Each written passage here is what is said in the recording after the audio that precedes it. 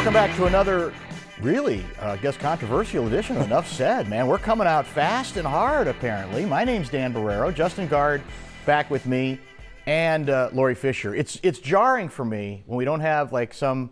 It just starts with you. Controversial sound bite or something, you know. But I guess this is okay. Sometimes there's no sound to call get, it a cold correct? Open in the business, right? Is that what we would call a cold open? Yeah, well, That's because it is called a cold open, or someone just calls it an open. Okay. But yeah, there's no sound on this yet because we're kind of waiting to see what's going to happen in the next few days. The NFL franchise tag deadline has come and gone. Free agency is set to begin next Wednesday. They can start talking Monday, Tuesday. The Vikings didn't tag quarterback Sam Darnold, so he will be a free agent. And it also sounds like the team's a celebration darling, safety Cam Bynum, doesn't have a new deal, so he could be on the move as well, Dan. Yeah, we're going to miss those dances, though, if he does move to another team. We'll miss him on the radio show. We have him on the radio every Monday. Yeah, nice guy. It's odd, and maybe this is why it's going to be hard for us to get a player next year. Like every year, the player that we have on weekly ends up getting cut. Patrick Peterson, Andre Patterson was the coach. He lasted for a while. I don't want that to get out at all. I think this is a really weird period for Vikings fans because I think they assumed, perhaps because they've been led to believe, that if the Vikings did not use a franchise tag on Darnold, it was over. Right. It was a nice run. We had a nice year. It didn't end very well. Thank you for your service, and we're moving on to the kid. And I think many of them are perplexed, bewildered, and a little bit angry, actually, that there is now momentum suggesting that the Vikings are perfectly willing to consider just making Darnold a flat-out contract offer to keep him here for a couple of years at a price they deem reasonable. And, of course, that's where it all gets tricky. Right. What is that price? Reasonable? I have said repeatedly that I am perfectly fine bringing him back at my price is a year, $20 million, 2 years, $40 million, where the second year is probably not guaranteed. And I'm also comfortable with you're going to compete for the job. And I know some people say, well, then, yeah, but that's going to be too complicated. Just give it to the kid. If you can get Darnold after last season at a reasonable price, I have no problem. I don't think there's any such thing as having too many good quarterback options, in which case I think this team would, especially, Justin, in a year where we really don't know how quickly McCarthy can hit the ground running coming off the injury. Well, first of all, it's no longer options, Dan. It's optionality. You need to upgrade your vocabulary. Yes, it's optionality according to Kwesi. No, you're right. I think people do feel uneasy, and I would put myself in that category. This is going to sound weird. I'm curious what you think about my thinking on this. I'd almost feel better if they did franchise him and give him the $40 million, or even the rumor was they were going to give him a long-term contract for a bunch of money. It's almost like the middle ground, which, as you know, for me is usually where I am. The middle ground is what's kind of freaking me out here because it's not really a commitment to either person. I'd almost feel better if they said, we're bringing Darnold. It is optionality, and maybe I'm just struggling with the new concept of optionality, but I think because for the last couple of months we all assumed it was either going to be franchise tag or nothing, now that this middle ground has presented itself, that has me uneasy for some reason. I could be talked into it. 2 months ago, I was basically trade J.J. McCarthy, bring back Darnold. 2 weeks ago, it was lifetime deal. Yeah, exactly. So I think I could be talked into pretty much anything because I do, even though I don't love the term optionality, I like having the options of it. But I think it's almost that middle ground, that straddling of the fence that they're not really committing to either guy yet that is providing the uncertainty for me. It all could end up being moot because it only might take one team to say, we'll give you 3 years, $100 million, in which case the Vikings aren't going to play in those deeper waters. I want to run something else by you that is getting some play that Mike Florio said. Now, again, it's Mike Florio, who's plugged in, but also, he likes stirring the pot a little bit. He likes the clicks. Pro Football Talk guy. And he said what he's hearing is that from around the league, teams are confused about really who's even in charge of making this decision. Really? He's sending out hints that there's some kind of inner conflict. 30 seconds. But within the organization. And I don't know if, look, we have this odd situation in which Kevin O'Connell has already been extended. Right. And Kwesi still hasn't. And we keep being told it doesn't mean anything. They're just putting together the legalese. But I do wonder, maybe there's not even agreement regarding this particular decision that is planting some doubt in those teams that are trying to figure out exactly what the Vikings are going to do.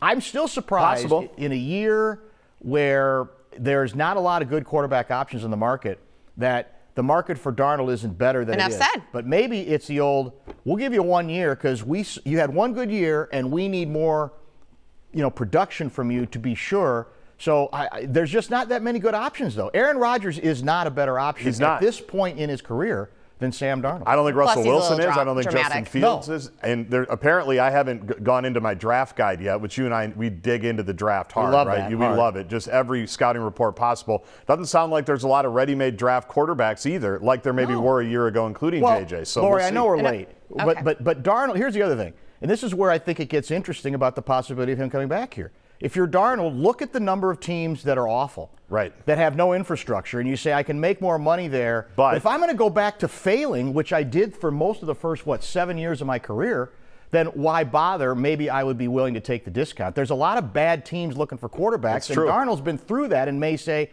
I don't want to go through that again. Enough said. What I think is crazy is there's really never a break from football because free agency is basically the official start to the new season. And the Super Bowl wasn't even a month ago. So we were just talking about the halftime show. Like 10 minutes ago. And now we're looking forward to next season. The Timberwolves are going into Friday night's game with 3 straight wins, most recently beating the 76ers at home and the Hornets Wednesday in Charlotte. The team spreading the scoring love around. We are just a little more than a month away from playoffs. The Wolves currently right now that 7th seed in the Western Conference, Justin. A week ago at this time, we were talking about a bad loss to Utah, I think, or a presumptive loss to Utah. Yeah, that's right. That was that Anthony night. Edwards was suspended. They had lost him the night before to the technical fouls. Shows you how things can quickly change for this team. What we like about it is, or what I like about it at least, is they have reintegrated the new players, and they seemingly haven't missed a beat, and they've started to play really, really well. What appealed to people while Dante DiVincenzo was out and while Julius Randle was out, and even Rudy Gobert, who's still not back, was how the ball moved, how the pace seemed to pick up. There wasn't a lot of stickiness, as Chris Finch likes to say. A lot of guys were getting involved. The effort was great defensively. That's all continued. Now, the cynic will say it's against a bunch of bad teams. I would reply, with this team, I'll take what I can get because they were losing to the bad teams before everybody came back. Of course, they're going to have to sustain it. Of course, they're going to have to keep it going. But I got to be honest, I like the Randle that we've seen this week because his pace in that first game, there wasn't a lot of 12 dribble possessions. It was, I'm going to get it, I'm going to go quickly. If I have it, I'm taking it. If not, I'm kicking it to the corner. That's how this team was playing when they started to play well and provide themselves a little bit of a boost. So how long does that continue? That, of course, is the big question. We just saw Jaden McDaniels. He's at a different level right now. We've seen that before, though, right? As recently as a year ago around this time. And then he had some issues in the playoffs. So am I necessarily counting on that with him? I'm not until he proves me wrong. But you have to like the signs you saw this week with everything with the Timberwolves the last few years. How long can they sustain? Well, you've hit the two key items. Randall, in fact, even talked about, somebody asked him, what were you paying attention to while you were out? And he said pace. Yes. And the Charlotte game, I think he almost finished with a triple-double, so he also scored nicely, but what was impressive was what you discussed. He did not, whatever decision he made it quick. That's the Randall, really, for months, I've said, gives them the best chance, even if the fit is not seamless, making him more of a point forward, where he's actually less concerned about scoring than just facilitating, moving the ball. And that is helping, among other people, even Jaden McDaniels, because now while he was out, obviously Jaden had a chance to score a little bit more. But what we're seeing from Jaden, that to me is the key breakthrough that has to be encouraged, is he's not settling for the three on the baseline, the corner, from the corner that he used to. He's saying, okay, sometimes I'll take it, sometimes I'm going to drive, and I'm going to take the pull-up shot. I'm going to take the mid-range shot. He looks much more. He's averaging almost 18 points a game, I think, the last 10 games. If they can bottle a little of that, then and keep the Randall, who's more interested in moving the ball, then they're going to at least give themselves the best shot to make a run of some sort in the postseason. McDaniel's pace, same thing. He's not thinking about a bunch of stuff. He's just playing the game, and I think all of them are benefiting from that. Dante DiVincenzo, too, is the player they thought they traded for finally, right? He was before the injury. He certainly has been since he's come back. And your guy, Anthony, not a single technical foul. Has it been 2 games? No technicals. Good job, last Ant. one, he didn't even come close. We need him to be that leader. right? Well, we need him. We need him to just stay on the floor, not being suspended for technical fouls. Right. I sound like a broken record because I say it's a roller coaster. Last week we were talking about the Wild and Wolves losing, and then now the Wolves on a winning streak, and the Wild also back-to-back wins Sunday and Tuesday. The league's trade deadline was today. The Wild was very limited with not much money to spare with that salary cap, but general manager Bill Guerin did make some moves. We're still waiting to see when some of the team's best players are back, Dan. Well, the question always for a team like the Wild at a time like now is how hard do you try to push to get better in the short term and at what expense? The most recent trade they made for a player whose name I cannot pronounce is another free agent to be. Right. So realistically, again, he's not staying here, so you're renting him. What did you give up in return? Well, you gave up one of the Russian players you have who also has a name I can't pronounce, who some people think down the road has a chance to be a pretty good player. And that's the tricky part of this. That's where I think you can reasonably ask Billy Guerin, are you giving up too much for not that much of a return? Because this player, like our last acquisition, does not, quote unquote, move the needle, right? Helps a little. He's kind of a need filler a little. Exactly right. Yep. So again, it's hard to argue with a GM who wants to show his own team, I'm not giving up on you. I'm going to be aggressive. I'm going to keep moving. But obviously, the only aggressive move would be if one of your big-time players stays out for the rest of the season and you have some salary cap space, which it doesn't appear the Wild are going to be able to do something that ambitious. So does any of this stuff really matter? Ultimately, no, because this season, the way it ends is, as you know, going to depend largely on the playoffs. How many of the great players get healthy enough to not only play, but to be the same factors we remember from when they're at their best. Are we too ethical as an organization? Because with a month left in the season, shouldn't we be examining the long-term IR bit that Vegas has done, that other teams have done, and then magically here comes Kirill Kaprizov, and Joel Eriksson Ek and everybody else? Because other teams have done it, so maybe we're just too ethical here. I think Lori's still with us. I don't think she's checked out because I know she'll know the answer to this. I don't know if Dan will. Lori, what does Wilson Phillips always tell us? What did Wilson Phillips tell us? You got to hold on. You got to hold on. You got to hold on. For one more day. I'm glad I'm paying attention. Thank you. I know, it was a risk. You got to hold on for one more day. I didn't mean you needed to sing it. That wasn't what I was looking for. Although we had Wilson Phillips bumper music That's true. On the Bumper to Bumper show. I like You're in love, that's the way. That's all you can do. You're right. Because I want you to be happy. Because I want you to be happy. That's not what I intended, everybody. I'm sorry. I didn't mean for a halftime show to break out I would not suggest Lori. Hey, bringing back. Hey, we could do some 80s, early 90s for the next halftime. Apologies. I was just looking for the answer, not a concert. No. 6 weeks ago, I stood beneath the dome of this Capitol and proclaimed the dawn of the golden age of America. From that moment on, it has been nothing but swift and unrelenting action to usher in the greatest and most successful era in the history of our country. A lot of executive actions. President Trump delivering his address to Congress. His words met with cheers and protest. An estimated 36.6 million people watched his address on Tuesday night, down from 2017, but just more options on TV out there, different channels to watch. It lasted about an hour and 40 minutes. During that time, Trump talked tariffs, Ukraine, immigration crackdown, transgender athletes, DEI, DOJ, much more. What stood out to you, Dan? You have 3 minutes. What stood out to you? To me, go ahead. Take it all. That it was a really embarrassing night for both the Republicans and, quite frankly, the Democrats, who still clearly don't know what the hell to do. They don't know. Well, we don't want to ignore what we think is outrageous behavior or ideas, but we don't really know what to do about it. So we're going to bring these stupid signs, the whiteboards. And then we had one individual that ended up being dragged out. Yep. Right? It was. I don't know what the strategy is. I don't know if the Carville strategy is better, which is he's just basically saying let him implode on his own. I'm not sure if that's smart.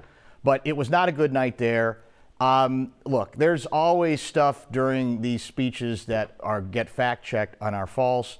The numbers on Trump are astronomical. And I'm left at the end of the night, Guardsy, with the same thought I've had for a while, which is we're in that process again of always overcorrecting from whatever came before, right? And there was a great quote from Douglas Murray that I think hits it, talking about the MAGA right. Perhaps they will find out the hard way that most of the American public may dislike woke, but they dislike dictators too, and that it is possible to keep both these dislikes inside one head and movement at the same time. But I don't know that that works because, as I said, the game is overcorrect. We are going to overperform in the other direction because of what we view as the performance of the previous administration. So it was not a helpful night, I don't think, for the country. Well, and the Carville strategy, that takes time to implement, right? I mean, you have to just let it play discipline. Out. Time, discipline, you have to just sit there and let it play, because I actually do agree with that. And I'll say to the Democrats what I say to my kids constantly. I can't address his behavior when I have to stop and address yours first. And it's so distracting. And I get it, it's frustrating. We've talked about this for 10 years, Dan. It's got to be frustrating when something seemingly just goes unchecked forever and ever and ever, and you think you're doing it the right way, and then this guy just rolls in and goes back to his old tricks, and you feel probably helpless a little bit. So I don't know what the right answer is on that part, but I do know you're not going to win the hearts and minds when you're getting thrown out, like you say, because what that is a distraction from actually letting people listen to what's going on or watch what's going on. It allows the Republicans to change the subject. Exactly right. And if you looked at social media that night, most of it, and again, I know that's not the real world. Most of us don't live in the Twitter, social media stratosphere. That's what a lot of it was about. The whiteboards getting tossed out, all distractions that don't mean anything.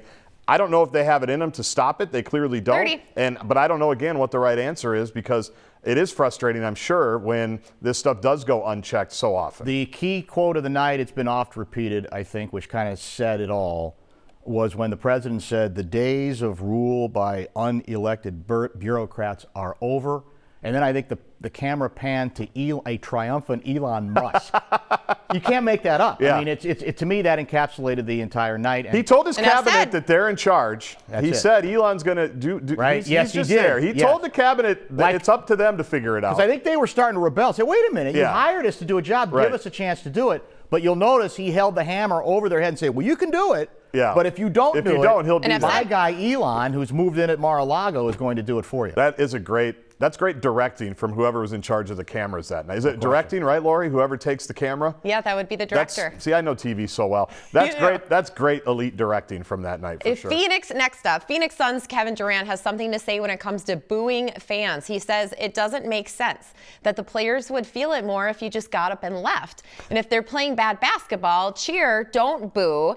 But with players making what they make, is it really on the fans? And with tickets costing what they do, are fans really going to get up and leave, Dan? There's a persistent rumor that goes back really all the way to the Karl Anthony Towns trade, that deep down the Wolves are hoping at some later point, with some of the assets they got in that deal, they might convince Kevin Durant to come here to pair with his buddy. I'm worried where this is going. Anthony Edwards. With you. And I have said I would, despite his age, I would roll the dice on that. There was an ESPN report yesterday confirming the same thing we've been talking about as well in the offseason. So here's where I'm torn, because I would do it, but I will admit my one hesitation is just this soft, tender psyche of this sensitive soul, Kevin Durant, who gets into, it's one thing for me to get into Twitter battles at midnight. It's another for a guy who's made how much? $500 million in his career? Yeah, he's doing well. One of the top 10 offensive players probably in the history of the game is fighting with people. And this notion that he's surprised that in a season in which the Suns have imploded, they're terrible, and that they had just come off getting humiliated by the Timberwolves, that in the next game, if they fell behind by 25, there might be a few people going, what's going on here? And booing? You want to say grow up, but he's old enough to know better. He's almost 40 years old. So I don't understand why, as coddled as these players now are, as good as they have it, that he can't just smile and say, look, I don't love it, but I can't say that I'm necessarily surprised that people are going to express their frustration, especially when we're asking them to pay $1,000 a night courtside. Well, and that's the thing. The money's already been spent. So that's why people are coming, because they've already purchased all these tickets. And I do agree that there are times where booing doesn't make sense, where it's probably not helpful, where the grumbling's in the crowd. We deal with this at the barn all the time, where the grumblings after they miss, 8 of their first 10 free throws, it probably does affect people in a negative way. But people are showing up. They're paying a lot of money. It shouldn't be that confusing. And to bring it even full circle to the Wolves, because they were getting booed earlier in the season, they get booed when fans detect that the effort is not there. It's really, and with Phoenix, I think that's part of the deal. No question. Defensively, their effort has not been there. We just saw it, as you said, within the last week when the Minnesota Timberwolves, not exactly the Golden State Warriors of Steph Curry and Klay Thompson in terms of offensive efficiency, got every single shot that they wanted with very little resistance. So it shouldn't be that complicated. I will 95% of the time defend the fans' right to booing. By the way, I'd still take him. Despite all of that frustration, 100%. I'd take him if I had a shot. We will not boo you here, Kevin Durant. It's lightning round time. It was Oscar season. The big winners, Honora won Best Picture, and it's Mikey Madison, Best Actress. Adrian Brody won Best Actor in The Brutalist. Conan O'Brien hosted it. I thought he was pretty funny. What did you guys pay attention to the Oscars? I was bummed that Demi Moore didn't win for The Substance. I just wish that Ricky Gervais had been able to redo that famous lecture shortly before Adrian Brody decided to make it all about him, because it's almost like that needs to be on a continuous loop every year at the Academy Awards to humble these huge egos who think, no, forget the music. I've got something really much more important to say than anybody else in the past. I just drive. You call it an evergreen statement, right? In the business, they should just run it right before it all starts. Every time, every year. Up, I liked Kieran Culkin's speech, by the way, where he basically told his wife they were having another kid because he won an Oscar, and she didn't believe. That was good. That's what I'm there for. Yeah. Good moments like that. Fox's NFL analyst Jimmy Johnson's retiring from broadcasting. The Hall of Famer says he's going to miss it. It's been a great run. He's 81, Dan. The Vikings fans will tremble at the thought, because when they think Jimmy Johnson, they think he was the guy who basically swindled the Vikings in one of the worst trades in the history of sports, the Herschel Walker deal. And to this day, of course, Mike Lynn thought, well, I can take advantage of this southern, corn pone guy. What the hell is he going to? He doesn't know. They don't know what they're doing down there. You hear their accent? And we got taken, swindled on that deal. That was Jimmy Johnson. That was the guy who did it. He never has that 25-year run on Fox without that trade. Is that fair to say? I mean, he may become a Super Bowl winning coach without it. Who knows? He wasn't even a head coach, by the way, that long. Next up. You're right. 31 years on Fox overall. Some new improvements are happening at Target Field ahead of opening day. Upgraded 5G network. Justin's really excited about that. Yeah. Dan likes the MLB go-ahead entry facial recognition, so you don't have to scan your ticket in market-style concessions. Oh, good. How will the team be, though? Apparently, and you say they don't invest in the club. Yeah. You have the audacity to say they don't invest in the club. It's easy to do the facial recognition when there's 12,000 people there. Whoa, that's September. I still miss so regular paper tickets. Wow. I do too, actually. I miss the nostalgia of the ticket stub. Yeah. The ticket stub, great memories. Right. I agree with you there, So you Lori. literally can't get a paper ticket any longer? You can, but you have to jump it? through some hoops. I got one at Justin Timberlake when I got upgraded. I had a paper ticket. I saved nice it for my flex. scrapbook. Anybody you need to shout out today, too? All the people you've met on the street? Yeah, shout out to the person who upgraded you? Yeah. No, Kevin from Apple Valley. I met him at Fox 9's coffee break yesterday at the Constellation Coffee Place. You were able to shovel out Apple Valley? And finally, it was one of my first, it was my first time since actually bringing the kids to the zoo there. It's been a while. Daylight saving time is this Sunday, 2 a.m. That means we spring ahead. Are we having coffee right now? That seemed very casual with this conversation. Go ahead. Well, we're springing ahead. You lose an hour. We fall back on November 2nd. I was just thinking, I don't know. Do you guys have anything to say about springing ahead? Yes, because I'm actually on Trump's side on this one, because he's basically, somebody asked him about it, and he said, I'm not going to do anything. It's 50-50. So if it's 50-50, I probably, I was shocked, by the way. Said maybe I may not do another, what do they call them? Executive orders. Yeah. You know me, I'm a daylight saving guy. I want the greater daylight at the end of the day. I don't for the life of me why people can't understand that. Enough said. I don't mind it. I like falling back and getting that extra hour in November. Well,